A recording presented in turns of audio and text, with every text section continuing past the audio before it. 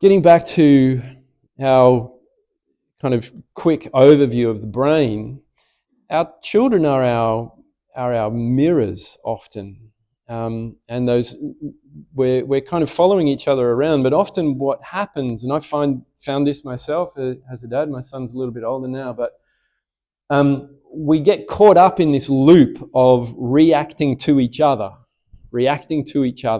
Yeah. I was at a friend's place. He had some younger children and they were bickering and fighting, and he interjected with, "Stop your whinging, will you? Just cut it out. You're whinging all the time. Just cut it out. Just stop it, will you?" And I reflected that he was whinging and being exactly what they were doing. And he wouldn't mind me telling this story at all, so but that's okay. It was just a little bell for me to go, man, if we want them to stop whinging, we need some other strategy, right? So we come back to instead of us reacting to what our kids are doing, sure, they're annoying and we're feeling annoyed and we're triggered, we respond and we head things in a slightly different direction. Yeah, we're responding, not reacting. We're responding from our thinking part of our brain. Our children are down in their limbic system, their downstairs brain, not really thinking. Of course, they know. They know the right thing to do. I've heard that from many, Of course they know the right thing to do. Well, why aren't they doing it? How many times have I heard people saying, "Oh, I've told them 1,000 times and they're still not doing it"? It's not working then, is it? Because our children have figured out a way that works for them in this moment and they're repeating it.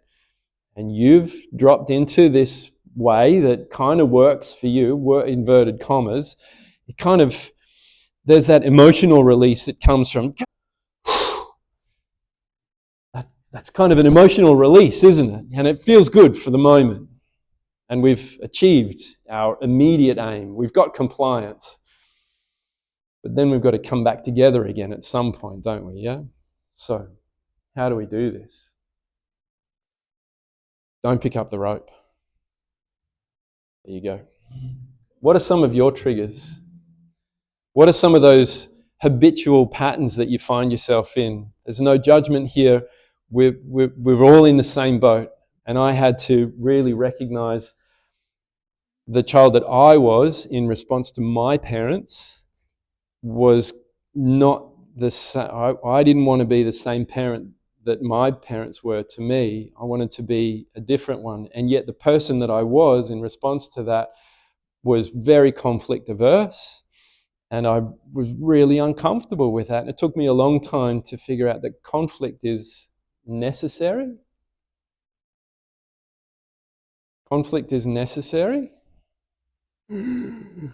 Because this is where we discover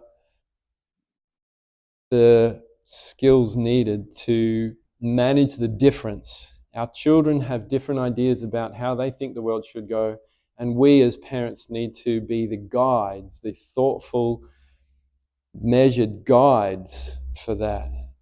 So all of these behaviors are an expression of an unmet need. Yeah? It's not personal.